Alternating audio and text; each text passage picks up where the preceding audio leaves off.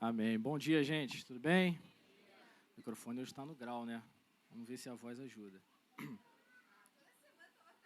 Porque a voz não ajuda, pô. Tem que orar para essa voz. Dá a garganta do Daniel. Ficar gritando aí.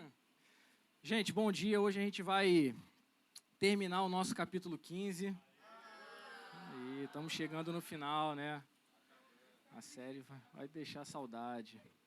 Mas tem coisa boa vindo aí. 2025, terceira temporada, né? Vai começar. Ano novo, vida nova. Hoje a gente vai tratar um pouquinho sobre o corpo da ressurreição. Pode ir.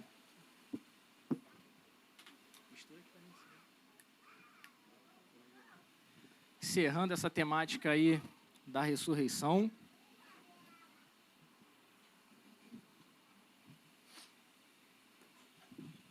Hoje a gente tem o trabalho aí de ir do verso 35 até o 58. Então a gente tem pouquinha coisa para tratar hoje. Pessoal aí do estúdio, se puder acender as luzes aqui, por favor, para o pessoal ler as Bíblias, né? Falando em Bíblia, hoje não vai ser na Almeida 21, tá, gente? Hoje a gente está voltando para a NAA. A glória de Deus. Deus está fazendo, né? Amém. Se quiserem me presentear com uma NAA física, fiquem à vontade. De preferência, a letra grande, tá?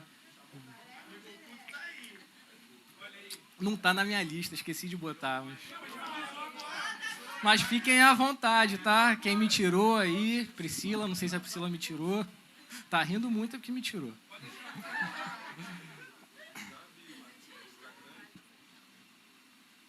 Então, Paulo, nesse trecho, ele está tentando, ele consegue, né? Trazer à mente dos seus leitores, e principalmente dos coríntios, na situação mais específica, o poder de Deus sobre a ressurreição dos mortos e, consequentemente, a confiança que essa ressurreição nos dá. Como a gente falou no início desse capítulo, a gente não pode fragmentar a questão da obra do Senhor. Não tem como tratar de um Jesus que morreu e não ressuscita. E se ele ressuscita, nós podemos ter confiança de que ele também irá nos ressuscitar no grande dia. Então, o que Paulo está tratando aqui nessa perícope de hoje, ele está fazendo uma abordagem contra um pensamento e um ensino na igreja de Corinto, contra justamente essa questão de os mortos não ressuscitarem. Então, ele está combatendo esse ceticismo coríntio, que estava se impregnando no meio da comunidade. A gente não sabe se um líder específico ou se mais de uma pessoa estava ensinando acerca dessa questão, mas ele já vem esse capítulo todo tratando como essa questão da ressurreição não pode ser algo onde a gente não deposita a nossa confiança. Nós devemos depositar a nossa confiança no dia derradeiro em que o Senhor irá nos ressuscitar. E aí Paulo ele vai tratar com alguns exemplos como que se dá essa questão da ressurreição, como que vai ser o nosso corpo, embora ele não entre em detalhes. Então, tem detalhes aí que vai ficar só para aquele dia, né? Vai ser alto, vai ser magro, vai ser gordinho, vai ser baixinho. Isso aí a gente não vai saber. Uma coisa é certa, vamos ter os nossos corpos glorificados como o de Jesus. Seremos como ele é na sua ressurreição. Amém? Então, vamos lá para o texto, que o texto é um pouquinho grande. 1 Coríntios 15, do 35 até o 58. Será que a gente termina em 40 minutos? Vamos ver. Todo mundo achou? Quem achou diz amém, quem não achou diz vigia. Todo mundo achou, então vamos nessa. Mas alguém dirá, como é que os mortos ressuscitam? E com que corpo virão? Insensato, o que você semeia não nasce se primeiro não morrer. E quando semeia, você não semeia o corpo que há de ser, mas o simples grão, como de trigo ou de qualquer outra semente. Mas Deus lhe dá o corpo como ele quer dar, e a cada uma das sementes dá o seu corpo apropriado. Nem toda a carne é a mesma, Porém, uma é a carne dos seres humanos, outra a dos animais, outra a das aves e outra a dos peixes. Também há corpos celestiais e corpos terrestres, e sem dúvida, uma é a glória dos celestiais e outra a dos terrestres. Uma é a glória do sol, outra é a glória da lua e outra das estrelas, porque até entre estrela e estrela há diferenças de glória. Pois assim também é a ressurreição dos mortos. Semeia-se o corpo na corrupção, ressuscita na incorrupção. Semeia-se em desonra, ressuscita em glória. Semeia-se em fraqueza, ressuscita em poder. Semeia-se corpo natural, ressuscita corpo espiritual. Se há corpo natural, há também corpo espiritual. Pois assim está escrito: o primeiro homem, Adão, se tornou um ser vivente, mas o último Adão é o espírito vivificante. O que vem primeiro não é o espiritual, e sim o natural. Depois vem o espiritual. O primeiro homem, formado do pó da terra, é terreno. O segundo homem é do céu. Como foi o homem terreno, assim também são os demais que são feitos do pó da terra. E como é o homem celestial, assim também são os celestiais. E assim como trouxemos a imagem do homem terreno, traremos também a imagem do homem celestial. Com isso, quero dizer, irmãos, que carne e sangue não podem herdar o reino de Deus, nem a corrupção herdar a incorrupção. Eis que vou lhes revelar um mistério. Nem todos dormiremos, mas todos seremos transformados, num momento, num abrir e fechar de olhos, ao ressoar da última trombeta. A trombeta soará, os mortos ressuscitarão incorruptíveis, e nós seremos transformados. Porque é necessário que esse corpo corruptível se revista da incorruptibilidade e que o corpo mortal se revista da imortalidade. E quando esse corpo corruptível se revestir da incorruptibilidade e o que é mortal se revestir da imortalidade, então se cumprirá a palavra que está escrita: tragada foi a morte pela vitória. Onde está, ó morte, a sua vitória? Onde está, ó morte, o seu aguilhão? O aguilhão da morte é o pecado, e a força do pecado é a lei. Graças a Deus que nos dá a vitória por meio de nosso Senhor Jesus Cristo. Portanto, meus amados irmãos, sejam firmes, inabaláveis e sempre abundantes na obra do Senhor, sabendo que no Senhor o trabalho de vocês não é em vão. Amém. Que texto lindo, né, irmãos? Eu acredito que por muitas vezes a gente fica com muita confusão sobre esse texto, principalmente essa sessão, por ser uma sessão muito longa. E parece que Paulo está falando muita coisa, mas ele não está falando muita coisa. Ele está falando a mesma coisa muitas vezes. Então, a gente vai ver como ele está repetindo, ele está dando vários exemplos para tratar de um mesmo ponto. E aí eu queria, se você estiver anotando aí, esse texto a gente pode dividir em algumas sessões para poder ficar mais fácil e inteligível. A primeira sessão que a gente pode dividir é a analogia das sementes, do verso 35 ao verso 38, que Paulo faz. E ele começa dizendo aí no verso 35: mas alguém dirá, como é que os mortos ressuscitam? E com que corpo virão? Então, primeiro ponto importante no argumento. Paulo está combatendo um ceticismo dos coríntios. Ele está se opondo a essa estrutura de pensamento de incredulidade. Quando ele faz essas perguntas, como é que os mortos ressuscitam e com que corpo virão, ele está repetindo uma pergunta que alguém estava fazendo. Então, qual era o problema aqui nessa situação? Eles não acreditavam, ou parte da igreja, ou algum líder específico, não acreditava que Deus poderia ressuscitar alguém, principalmente alguém que já estaria há muito tempo morto, com seu corpo deteriorado, putrefado. E esse é um problema muito sério. E que se a gente parar para analisar, esse problema ainda volta e meia vem na nossa mente. Porque esses irmãos estavam desconsiderando o poder de Deus. E às vezes os cristãos, eles têm aquela seguinte pergunta assim: se uma pessoa morrer, a gente pode cremar? Porque se a gente cremar, na ressurreição vai ser muito difícil para Deus. Ou seja, a gente tem que enterrar para dar uma mãozinha para Deus, né? A gente tem que ajudar o Senhor, né? Como se Ele precisasse de ajuda. E quando a gente olha para a formação do homem, lá em Gênesis, da onde que Deus forma o homem? Do pó. Então, formar um homem do pó é difícil para Deus? Nem um pouco. E esses irmãos, eles estavam justamente nessa ênfase do problema, porque eles estavam colocando em dúvida, em xeque, o poder de Deus quanto a ressuscitar um morto. Mas como que eles vão ressuscitar? Como é que eles ressuscitam? Não é possível que Deus faça isso. E como que eles vão voltar? Como que vai ser a substância? Como que vai ser a matéria do corpo deles? Será que Deus vai conseguir estruturar tudo direitinho, molécula por molécula, célula por célula? Sim, para Deus isso não é um problema nenhum. Mas eles ficavam nesse parafuso e aí eles chegavam à conclusão de que não era possível, porque humanamente eles não conseguiam compreender que Deus pode fazer isso. E aí eles começavam a ensinar de forma contrária. Não tem ressurreição de mortos, porque isso não dá para fazer. É muito difícil. E aí tem um exemplo que eu queria trazer, que o Gordon Fee, ele trabalha na sua exposição. Ele diz assim, por exemplo, se alguém morresse no mar e os marinheiros o enterrassem no oceano, um peixe provavelmente comeria o seu corpo. Os átomos e moléculas desse corpo se tornariam parte do peixe. Se um pescador pegasse e comesse o peixe, o seu corpo se tornaria parte do corpo do pescador. Se o pescador morresse e um agente funerário o enterrasse no chão e alguém eventualmente semeasse trigo sobre o seu túmulo, os átomos e moléculas do pescador iriam para o trigo.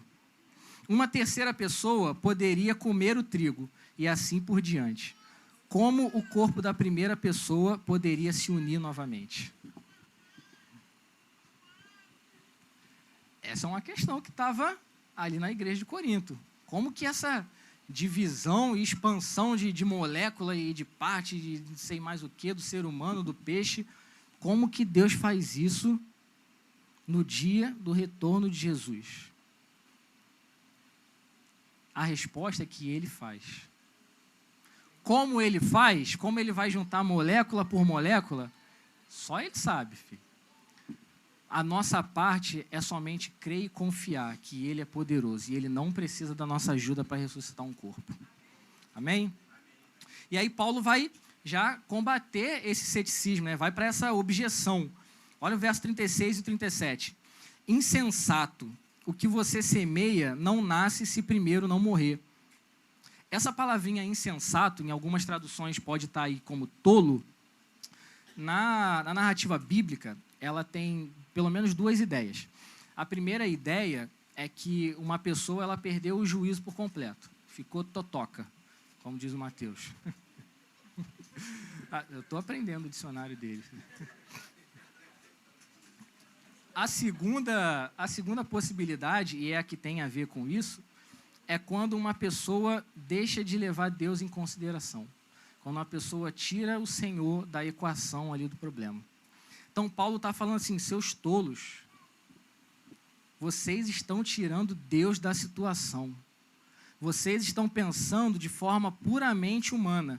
E a gente já viu no início da série como eles tinham essa questão do exagero da sabedoria humana, de que contrastava completamente com a sabedoria de Deus, que é Cristo crucificado. A sabedoria de Deus é um Cristo crucificado e, consequentemente, é ressurreto. Mas para eles era loucura. Então, volta e meia, a gente vê como essa questão da sabedoria humana está na vida dos irmãos de Corinto e afeta as ideias deles e as percepções deles sobre diversos assuntos do Evangelho. E Paulo está falando, tolos, insensatos, vocês são como alguém que perdeu o juízo completo. Vocês estão desconsiderando o poder de Deus sobre a ressurreição de alguém. E aí ele vai usar um exemplo que para ele estava muito claro, ou deveria estar muito claro, que é esse exemplo da semente. O que você semeia não nasce se primeiro não morrer. E quando semeia, você não semeia o corpo que há de ser, mas simplesmente o grão, como de trigo ou como de qualquer outra semente. Verso 38. mas Deus lhe dá o corpo como ele quer dar, e a cada uma das sementes dá o seu corpo apropriado. Então, independente de como Deus faz, Paulo já começa a tratar que o corpo da ressurreição, ele não vai ser exatamente igual ao nosso corpo de agora. Em estrutura física, nós vamos ter o mesmo corpo, 2 braços, 2 pernas, uma cabeça, porque quando Jesus ressuscita, os discípulos o reconhecem. Eles não olham para Jesus e falam assim, nossa, aquilo ali é uma anomalia, aquilo ali é um bicho muito estranho. Eles reconhecem que é o Senhor, mas é diferente. Jesus atravessa a parede, Jesus se teletransporta, e Paulo está falando assim, olha, vocês têm que olhar para o próprio exemplo que vocês têm no dia a dia, no plantio. Uma semente, ela não vai germinar, a não ser que ela morra na terra. Mas por mais que ela morre, ela ressuscita em uma forma diferente, em uma forma superior. E Deus dá essa direção, ele dá esse corpo como Ele quer. Não depende da nossa força, não depende do nosso ajuste, não depende da nossa limitação de crema ou não crema, enterra ou não enterra. O Senhor é poderoso para no dia dele restaurar todos aqueles que vão ressuscitar e estar com o Senhor. Amém? E aí ele continua com uma outra analogia agora, do verso 39 ao 41, onde ele vai falar de uma analogia dos diferentes tipos de corpos. Nem toda a carne é a mesma, porém uma é a carne dos seres humanos, outra a dos animais, outra a das aves, outra a dos peixes. Dele falar animais aqui, ele está falando de quadrúpedes, tá? Porque tudo aqui a gente vai entender como animais. Também há corpos celestiais e corpos terrestres, e sem dúvida, uma é a glória dos celestiais e outra dos terrestres. Uma é a glória do sol, outra a glória da lua, e outra a das estrelas, porque até entre estrela e estrela há diferenças de glória. Então, Paulo ele começa a falar que o corpo ressuscitado e glorificado, transformado, ele não se compara ao corpo terreno. O corpo que nós teremos no futuro, no momento do retorno de Jesus, não se compara em poder, em glória, em brilho, com o corpo que nós temos agora. Paulo está falando assim, não só deixem de lado essa ideia de que o Senhor não pode ressuscitar, mas creiam que Ele vai ressuscitar e ainda vai te dar algo melhor do que você tem agora. Isso compõe a esperança da ressurreição também. E ele está falando aqui, quando ele fala aqui de glória, quando ele fala no verso 41, porque até entre estrela e estrela há diferenças de glória, alguns estudiosos vão acreditar e vão tratar esse versículo como a questão de brilho entre os cristãos já na eternidade, né, após o recebimento de galardão. Então, o que Paulo está falando? Todos nós vamos brilhar num sentido de ter o corpo muito melhor, muito mais excelente do que aquilo que nós temos hoje. Mas talvez uns vão brilhar mais do que outros. Porque nessa vida, uns decidiram se entregar mais ao Senhor do que outros. É como tem aquele exemplo, né? Acho que é do Fábio Coelho, que diz que alguns vão estar em Jerusalém ao lado do Senhor e outros vão estar varrendo o chão de Cuba, né? O Vitinho e a Joey já foram em Cuba, não sei se tem muita poeira lá para varrer, né? Mas a gente pode olhar para esse texto aqui, para esses versos, e ter essa inferência. Aquilo que a gente faz hoje pode contribuir ou pode ser um diferencial, vamos dizer assim, não sei se essa é a melhor palavra para usar, naquilo que nós seremos na eternidade. Quanto ao brilho, quanto à majestade, quanto ao esplendor, como o texto vai trazer em algumas traduções. A questão é que o corpo futuro não se compara ao corpo presente. E Paulo está repetindo isso. Parece que eu estou repetindo muita coisa, mas é o que Paulo está repetindo também. Por isso que eu falei, parece que ele está falando muita coisa, mas ele está falando muito da mesma coisa. E agora ele vai para uma questão que é uma palavra-chave, que é imperecível, dos versos 42 ao 44. Pois assim também é a ressurreição dos mortos. Semeia-se o corpo na corrupção, ressuscita na incorrupção. Semeia-se em desonra, ressuscita em glória.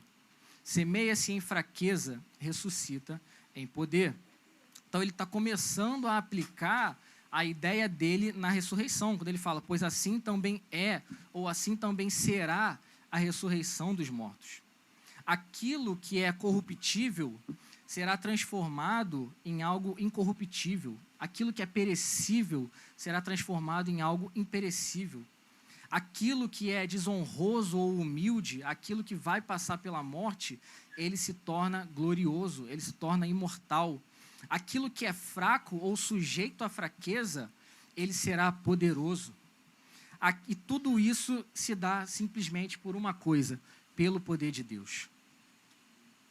Então, vê como ele está voltando lá na questão dos insensatos e tolos. Tudo que Deus vai fazer, tudo aquilo que nós seremos, além de não se comparar com o que nós somos, se dá por um fato, o poder de Deus.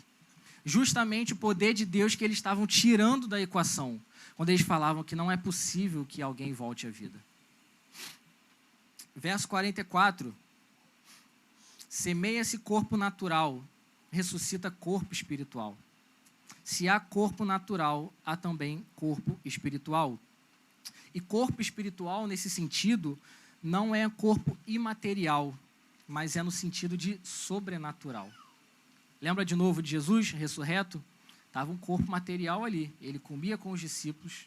Os seus discípulos podiam tocar nele para verificar as suas feridas, mas, ao mesmo tempo, ele não se limitava à física do nosso momento. É como que se Jesus tem um corpo que ele pode se sujeitar à física, mas ele não se prende à física. Olha que incrível. O que são os X-Men perto dos cristãos glorificados? É fichinha, filho. Vingadores, vai ficar tudo no bolso. Ainda. Imagina. Eu estava viajando um pouco em casa, né? E aí eu pensei assim, cara, na eternidade, se a gente tiver o corpo assim, do jeito que Jesus apareceu e o que ele fez depois da ressurreição, ninguém vai poder chegar atrasado no trabalho. Pô, Jesus se teletransportou.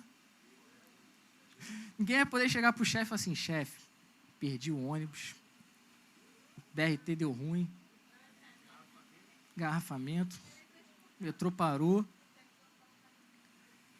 Aí o chefe fala assim, pô, mas tu nem precisa, pô. Tu nem precisa. Teletransporte congestionado, a rede deu ruim. Deu ruim. Internet parou, alguma coisa, o Wi-Fi não está funcionando.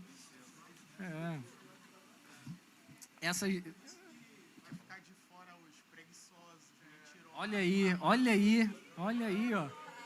Preguiçosos e mentirosos vão ficar de fora. Olha, irmão. Olha como é que conecta. Então, todas essas limitações de física, a gente não vai tecnicamente ter ou teoricamente ter, porque é um corpo totalmente diferente. E eu não sei se alguém ficou chateado com a questão de ter trabalho na eternidade, né? Mas o homem foi criado lá no Éden e já tinha uma função, né? Cultivar e guardar. Então, plano de aposentadoria eterna, esquece isso aí, pô. Vamos trabalhar para a glória de Deus, né? Vai descansar no Senhor. Amém, gente?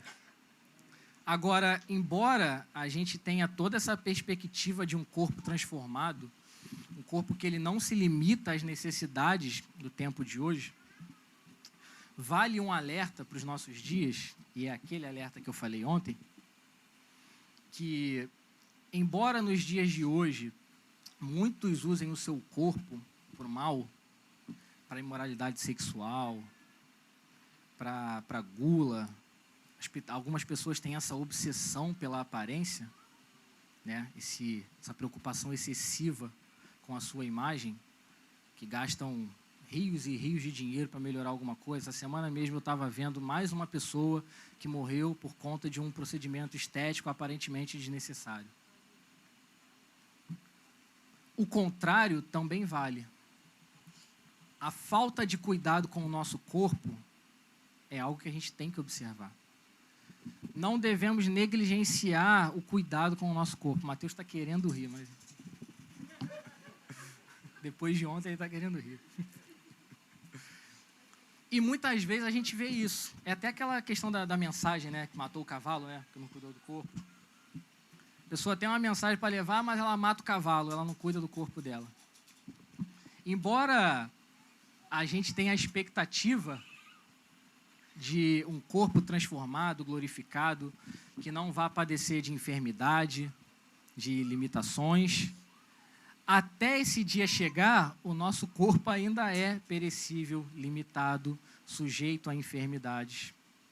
E nós devemos olhar para o nosso corpo presente como uma dádiva de Deus, como um meio de levar a mensagem do Senhor. Imagine, ou tenha em mente aí, uma pessoa acamada. Ela é extremamente mais limitada, em sentidos físicos, do que nós, que podemos nos movimentar, nos locomover livremente. Uma pessoa num hospital internada, ela tem muito mais limitações do que nós. Embora tenha as oportunidades, porque tem o trânsito de pessoas dentro de um hospital, mas a gente não pode comparar. Então, irmãos, vai um alerta para todos nós. Cuidem da sua saúde. Cuidem do seu coração. Cuidem da sua mente. Cuide do seu corpo. Ele é uma dádiva de Deus para os nossos dias. À medida que nós somos mais saudáveis, nós podemos expressar melhor e experimentar mais do Senhor. Nós podemos levar de melhor forma a palavra do Evangelho.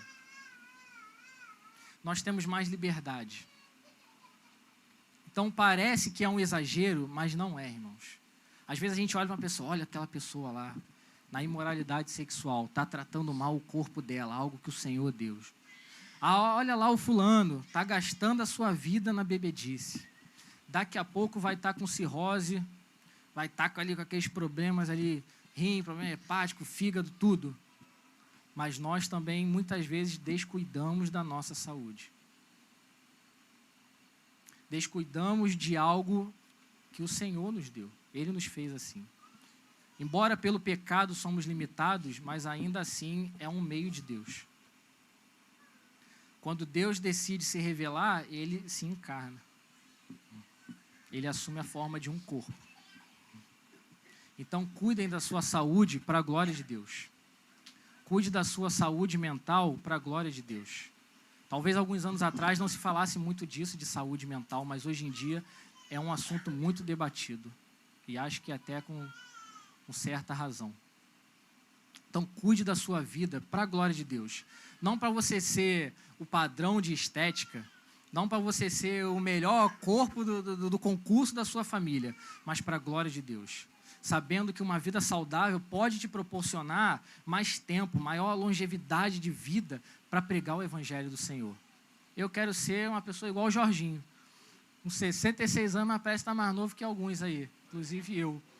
Podia estar jogando bola com a gente lá no sábado, né? Só fica a dica aí, né? Tá melhor do que alguns que vai bater pênalti e joga a bola para fora, né?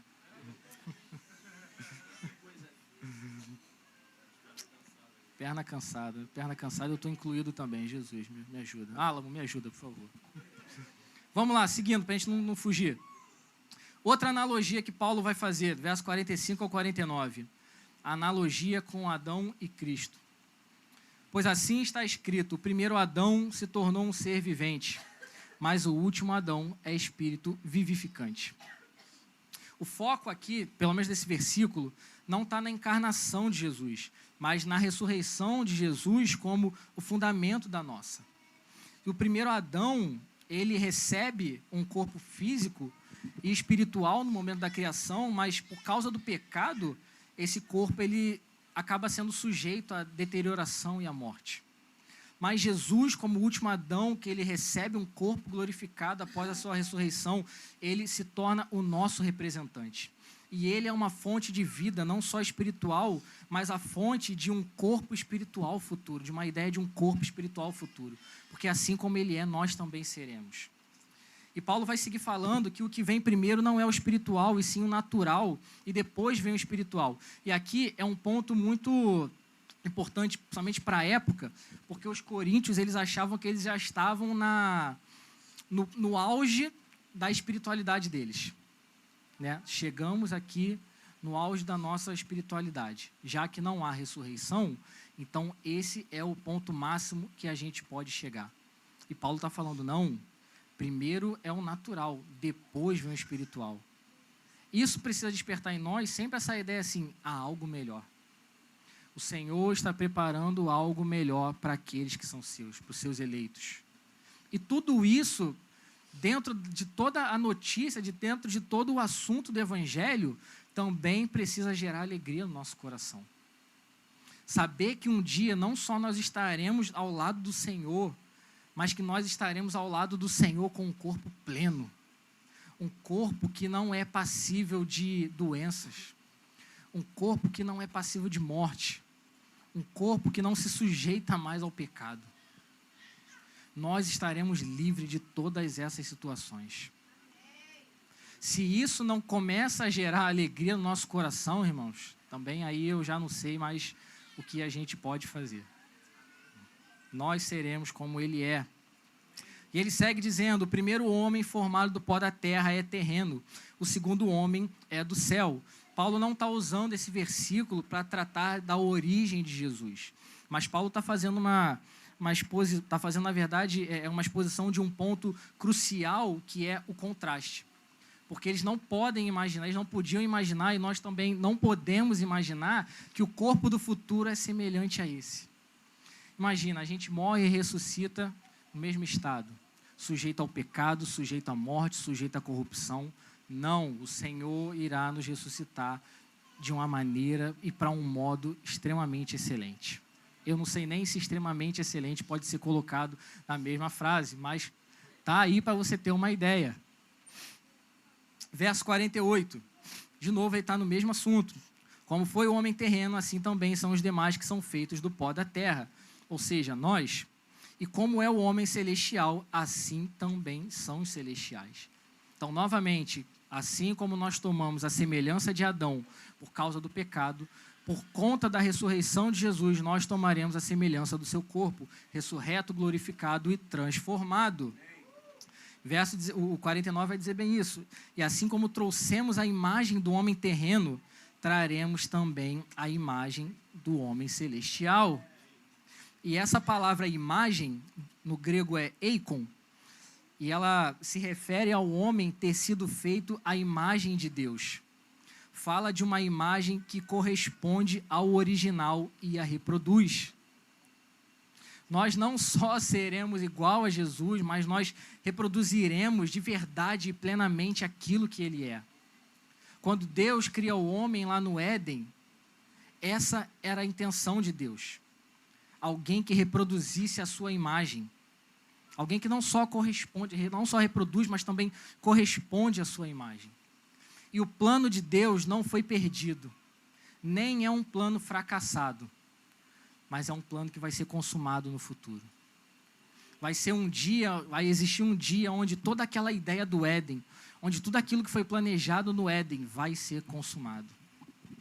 Aquele homem feito pela mão do Senhor, que reflete a imagem de Deus, vai enfim existir de forma entre milhões e milhões de pessoas.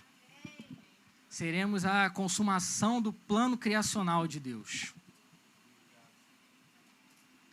É o plano original de Deus sendo consumado. E alguns textos, eles vão falar um pouquinho sobre isso, assim, dessa questão, né? 1 João 3,2 vai dizer assim, amados, agora somos filhos de Deus, mas ainda não se manifestou o que haveremos de ser. Sabemos que quando ele se manifestar, seremos semelhante a ele, porque haveremos de vê-lo como ele é. Seremos semelhante a ele na forma de homem glorificado, transformado, que não é perecível. E Hebreus 1,3 diz, o Filho, que é o resplendor da glória de Deus e a expressão exata do seu ser. Se o Filho é a imagem de Deus e nós seremos a imagem do Filho, olha que presente que nós teremos, cara. ser a imagem de Deus plenamente. E Paulo vai agora falar, nessa última sessão, do verso 50 ao 58, sobre essa necessidade absoluta de transformação. É como se ele estivesse caminhando para o checkmate ali, contra esse ceticismo corinto, onde Deus não pode ressuscitar ninguém. Com isto, quero dizer, irmãos, que a carne e o sangue não podem herdar o reino de Deus, nem a corrupção herdar a incorrupção.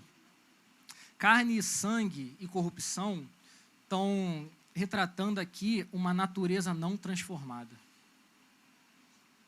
onde existe a possibilidade da morte.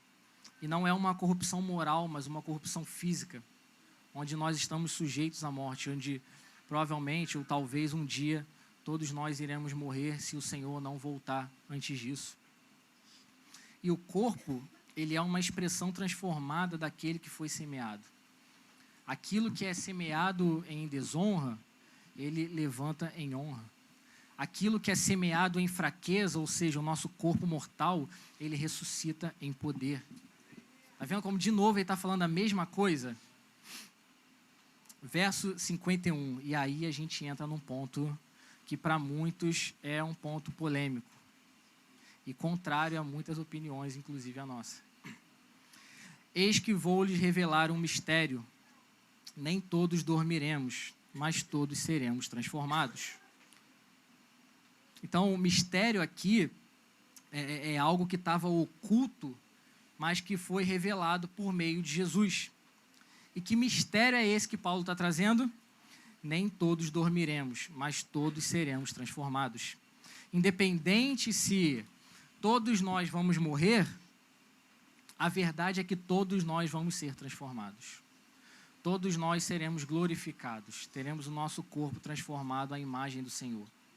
E aí o ponto que para muitos é um ponto de divergência. Num momento, num abrir e fechar de olhos, ao ressoar da última trombeta. A trombeta soará, os mortos ressuscitarão incorruptíveis e nós seremos transformados. Então, muitos vão olhar para esse ponto aqui e falar que o arrebatamento é nesse período de um abrir e fechar de olhos. Mas o que o texto está falando? Vamos lá, verso 51, vamos de novo, 51. Eis que vou lhes revelar um mistério. Nem todos dormiremos, mas todos seremos transformados. Em que período? Num momento, num abrir e fechar de olhos, no ressoar da última trombeta. A trombeta soará, os mortos ressuscitarão incorruptíveis e nós seremos transformados. Então, o que acontece num abrir e fechar de olhos, no piscar de olhos? Glorificação, transformação, como você quiser tratar. Então, se alguém foi ensinado que o arrebatamento é num abrir e fechar de olhos, o texto está te explicando, não sou nem eu, é o texto, está te explicando que não é assim. Tem o livro do Joe Richardson, se eu não me engano é do Sinai ao Sião, que ele vai tratar desse momento do retorno de Jesus, e ele vai tratar esse momento, e dá até um título para isso, que ele chama de uma procissão de cantos. Então, Jesus vai estar fazendo uma procissão ao redor da terra, arrebatando e ressuscitando os seus eleitos, os santos, e transformando. Se ele está fazendo uma procissão em nuvens, ao redor da terra, será que ninguém vai ver isso? Será que ele vai dar a volta ao redor da terra só não abrir e fechar de olhos? Então agora quem tinha dúvida passa a entender que o abrir e fechar de olhos é para glorificação, é para transformação. E essa procissão de cantos, como o Joe Richardson traz, ele traz até como se os santos estivessem proclamando e cantando o Salmo 47, né? Deus subiu em meio a aclamações, o Senhor ao som de trombeta. Cantem louvores a Deus, cantem louvores ao nosso Rei, cantem louvores, Deus é o Rei, Deus reina sobre todas as nações. Deus se assenta no seu santo trono. Se Deus está sendo entronizado sobre tudo e sobre todos, será que isso vai ser um evento silencioso? Será que isso vai ser um evento assim repentino que, opa, piscou, perdeu? Claro que não. Claro que não. Vai ser um evento barulhento, tremendo, e os seus santos vão clamar: bendito é o nosso Deus. A terra e as nações pertencem a Ele. Tudo é dele.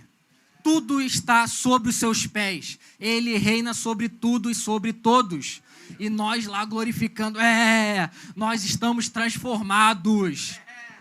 A morte não tem poder sobre nós. Nossos corpos não vão mais para a sepultura. Ele venceu. Ele tem a chave da morte e do inferno. Então, queridos, por mais que a gente morra, a nossa esperança é viva, que um dia Ele vai voltar, e Ele vai nos ressuscitar, e Ele vai nos transformar. Porque é necessário que esse corpo corruptível se revista de incorruptibilidade, e o que é mortal se revista de imortalidade, uma eternidade ao lado do Senhor, com o corpo regenerado, transformado, revestido da glória de Deus.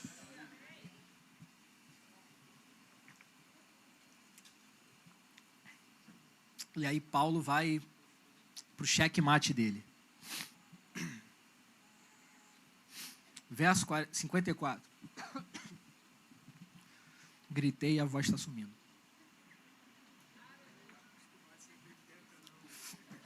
Mano, se eu fosse pentecostal, eu estava expulso da congregação lá, porque não dava. E quando esse corpo corruptível se revestir de incorruptibilidade, e o que é mortal se revestir de mortalidade, então se cumprirá a palavra que está escrita: tragada foi a morte pela vitória. Tem um autor, eu esqueci quem é, mas eu acho que é o Thomas Constable, que ele diz assim: é como se Paulo estivesse dizendo assim: toma essa, morte! Agora voltou. Tá dormindo, né?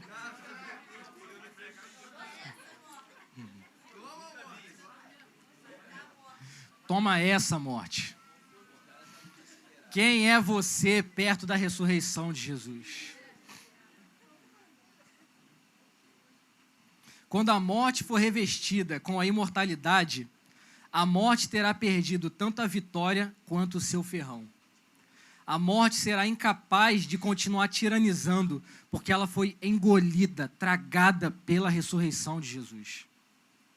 Paulo está ressaltando que é uma vitória, e não só algo que acontece para sempre. Não é um mero caso, é uma vitória do Senhor sobre o nosso inimigo. O último inimigo a ser vencido é a morte. Jesus está vindo para vencer o último inimigo. Venceu o chefão, irmão, acabou, não tem mais nada. Zerou o jogo. Zerou o jogo. E ele está usando aqui essa expressão lá de Isaías 25:8. E ele agora vai tomar emprestado uma palavra de Oséias 13:14, onde ele vai dizer: onde está, ó morte, a sua vitória?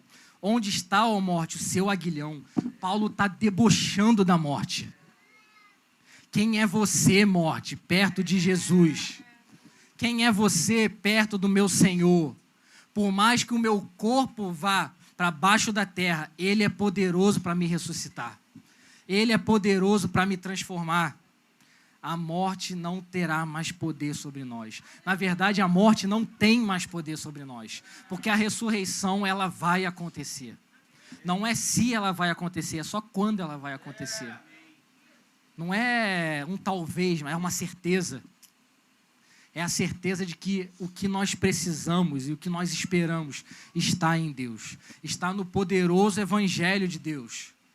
Só Jesus faz isso. Verso 56. O aguilhão da morte é o pecado, e a força do pecado é a lei. Não só a morte ela foi vencida pela ressurreição, mas também foram vencidos os inimigos que trouxeram a morte a todos nós, que são o pecado e a lei. O ferrão da morte é o pecado e o poder do pecado é a lei. A lei, ela é boa, mas ela funciona como um agente do pecado, porque ela nos leva a um orgulho de realização, ou então ela revela a nossa depravação profunda. Em ambos os casos, a lei ela passa a traficar a morte em vez de gerar vida.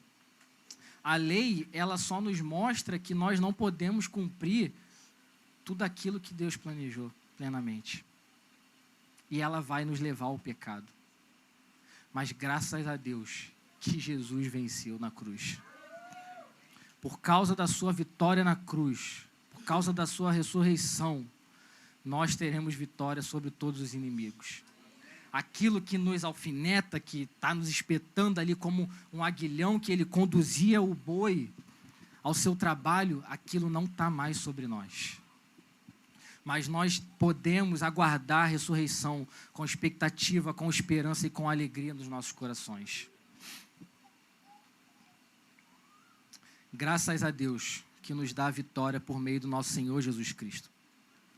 Paulo vai terminar com essa doxologia de gratidão. Paulo vai exultar nessa vitória de Deus sobre a morte por meio da ressurreição. Sobre o triunfo, sobre o pecado que nos conduz à morte. Cristo é aquele por meio de quem Deus opera esse triunfo. Glória a Deus por isso. Não é por causa dos nossos esforços, não é por causa do nosso poder, é pelo poder e pela graça de Deus. Essa ideia de que não depende de nós, mas é puramente graça do Senhor, nunca, em nenhum momento, em nenhum segundo, pode fugir da nossa mente. Tudo o que somos, seremos, podemos fazer, é por conta da graça de Deus. É por conta do amor do Senhor, que prende o seu Filho numa cruz, para que a gente possa ter vida, para que a morte não tenha mais efeito sobre os seus eleitos. Nada é por causa da nossa bondade, nada é por causa dos nossos esforços, nada é porque nós somos pessoas legais, é tudo por causa do Senhor. E ele termina com uma exortação. Portanto, meus amados, sejam firmes, sejam inabaláveis e sempre abundantes na obra do Senhor, sabendo que no Senhor o trabalho de vocês não é em vão. Queridos, é como se você estivesse dizendo assim, queridos, esqueçam esses ensinamentos de que Deus não pode ressuscitar os mortos. Esqueçam esses ensinamentos de que Deus não tem poder sobre a morte. Esqueçam o medo da morte. Deus pode ressuscitar. Deus vai ressuscitar. E a gente ainda vai num plus. Corpos glorificados e transformados. E por conta dessa esperança, ele fala, sejam firmes, sejam inabaláveis, sejam abundantes na obra do Senhor, sabendo que no Senhor, olha isso, no Senhor, o trabalho de vocês não é em vão. Paulo não está de novo conduzindo a um ativismo religioso, mas está conduzindo os seus leitores e os seus ouvintes a entenderem que no Senhor, quando a gente entende o que Deus quer e o plano de Deus, todos os nossos esforços, toda a nossa dedicação, todo o nosso investimento não é em vão. Não é em vão. Por causa da obra dele, nós podemos ter confiança de que um dia nós estaremos ao lado do Senhor, plenos, perfeitos, não mais em corrupção, não mais em humildade ou sujeito ao pecado, mas perfeitos, de acordo com o plano original de Deus. Onde Deus será tudo em todos, onde o plano do Senhor será consumado. Onde toda a história da criação, onde todo o plano, onde toda a narrativa bíblica é consumada. Ela é plenamente exercida. Os nossos olhos precisam estar sempre voltados para esse dia, para o dia do Senhor, para uma eternidade com o Senhor. É claro que os dias de hoje, na era de hoje, muitas vezes a gente passa por dificuldade. A gente passa por aflições, a gente passa por luta, a gente passa por aperto, mas nada disso se compara ao que está reservado para nós. Não é uma subjetividade, é uma objetividade. Nós estaremos com o Senhor para sempre. Ele prometeu e Ele é fiel para cumprir. Como nós cantamos aqui agora há pouco, deixa eu só pegar a letra aqui.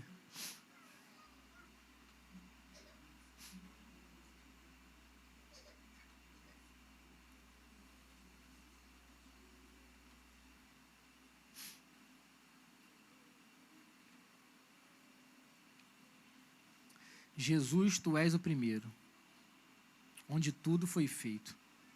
É tudo sobre ti. Tu és o meu consolo, um caminho seguro, o meu grande Salvador. Nunca foi sobre nós, é tudo pela graça de Deus. E que toda essa temática da ressurreição possa encher o nosso coração de esperança, de alegria, de uma certeza de que se dedicar ao Senhor não é um trabalho em vão. De que se dedicar ao Senhor vale a pena. Dedicar os nossos esforços, o nosso tempo, a nossa vida, vale a pena, irmãos. Por mais que nas nossas fraquezas a gente não consiga, às vezes, ver que estamos entregando algo ao Senhor, vale a pena. Não como romantizando um assunto de entrega, de dedicação, nada disso, mas vale a pena. Vale a pena a gente olhar para a nossa vida e nos chamarmos a uma reflexão de que será que eu estou dando aquilo que eu posso para o Senhor? O que de melhor eu posso dar para o Senhor? Ou será que alguma coisa no meio da caminhada tragou o meu coração diante de Deus? Será que eu consigo olhar para a ressurreição com alegria, com esperança, com expectativa? Ou virou apenas mais um assunto no meio evangélico? Será que nós olhamos para a ressurreição, para o dia da nossa transformação, com expectativa, com aquela ansiedade, como quem tem ansiedade pelas férias, pelo seu 13º na conta? Será que nós olhamos para a ressurreição, para esse dia que nós estaremos com o Senhor, com esses mesmos olhos? Que nada roube do nosso coração, irmãos, a alegria e a expectativa de viver uma vida com Deus, sabendo que um dia nós estaremos plenamente com Ele. Ele é fiel para cumprir as suas promessas. Por mais que nós sejamos infiéis, por mais que nós sejamos voláteis, Ele é fiel e Ele vai cumprir o que Ele prometeu. E Ele disse que um dia nós estaremos com Ele, ceando com Ele, celebrando com Ele, vivendo com Ele, desfrutando de quem Ele é. Que essa esperança, ela entre no nosso coração, ela se aposta no nosso coração. E que a gente nunca esqueça que viver uma vida dedicada ao Senhor vale a pena. Amém, queridos? Deus te abençoe.